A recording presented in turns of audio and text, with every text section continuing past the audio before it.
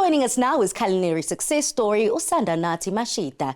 This young, talented chef was recently crowned the winner of Color Your Plates with KOO Season 4. Sandanathi, it's so incredible to meet you in person. I mean, I followed your journey on Color Your Plates, and congratulations once again, girl. Thank you. Now, today we're celebrating Nelson Mandela Day, and we are celebrating him and honoring him with some of his favorite dishes. Oxtail stew, Jonga. milk tati. Jonga. Now, before we get into the kitchen, I just want to find out more about your culinary journey. At the age of 18, you were courageous enough, bold enough, and you had the vision enough to move abroad. I mean, what went into that thought process? Being 18 and finishing high school is such a big part of your journey growing up. And having the opportunity to go to tertiary is also a big one, you know, and I really just want to thank my parents, my dad, my mom, for just making those things possible for me and giving me those options, because I've always wanted to go to culinary school. And for me, I was looking at the ones in South Africa because we have amazing culinary schools in South Africa. But somehow, somewhat, do you know how phones listen to us? Yes. I'm on algorithm. Jonga, I am on Instagram and the school pops up as an ad. And I'm like, hey, bo, you know. So I press on it and I go through the whole website and I get inspired by the school, the way they take an approach to culinary arts, the way they take it seriously, the way they really just set you up for success. And that was the Culinary Arts Academy in Switzerland. And having spoken to my parents about that and the opportunity for it, they really made it possible for me to go. And I never saw myself leaving the country at the age of 18. And it's only through my parents that I could be able to have that amazing opportunity.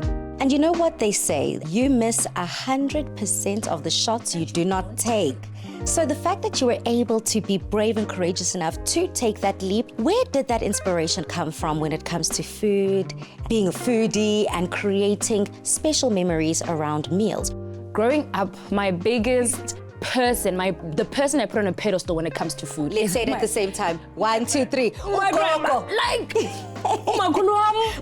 she's everything. She is my mother, she's my father, she is my grandmother, she is my inspiration. She is someone that I do not end a week without speaking to. She knows all parts of my life, but she's someone where I used to grow up in dinner 8, dinner 9, and she used to always bake for me, and she used to always cook for me. It was a labor of love from her, you know, and for me, that's why I think I grew up loving cooking and not having a bad relationship with cooking, because she always made it seem like she did it out of love and not out of obligation. And that's how I cook now, you know, out of love and not obligation. Well, speaking about cooking being your labor of love, you're about to cook for me, and you're about to put my skills to the test in the kitchen. Okay. Let's go. Let's go. Okay, so what are you going to prepare for us today? I'm doing my own special twist on the classic oxtail. So we have the oxtail here, we have all the vegetables, the spices, and then my special ingredients is the soy sauce, the butter beans, as well as some prep for the dessert, which is some rice, some cinnamon sugar, and a bit of cream and milk mixture. Well, my sleeves are already rolled up, sis. Let's get to it. So what I need from you is to take care of the meat for me. Okay. So I just need you to take a bit of oil, just oil it up, take a bit of the seasoning, but be very generous with the seasoning. Okay. So what I'm gonna do is I'm just gonna cut down the vegetables. And what normally is done when making oxtail is that the vegetables will be cooked aside and then will be added into the oxtail. So what we're gonna do, we're gonna marinate the oxtail with the vegetables so that the vegetables also get that flavor. So right now I have just added that olive oil that you've given me. I'm adding a little bit of salt for taste. Yes. I've got some black pepper here. Please, please. And then what we're gonna do, which is not normally done when making oxtail, we're adding all the vegetables in. And then all the vegetables are gonna soak up the same flavor profiles that the oxtail soaks up. And then what we're also going to do is add the thyme, if you could do that for me. Yes. Just try to get a bit of the leaves off. And thyme is also a big flavor. It's very... it's pungent. It's very pungent. What I like about butter beans is that they have a bland profile. So when you add them into something like oxtail, they kind of absorb that flavor, especially because we add the butter beans a bit later on. So you add them and then you cook with them and they kind of just absorb all those juices, those flavors that we're putting into the oxtail.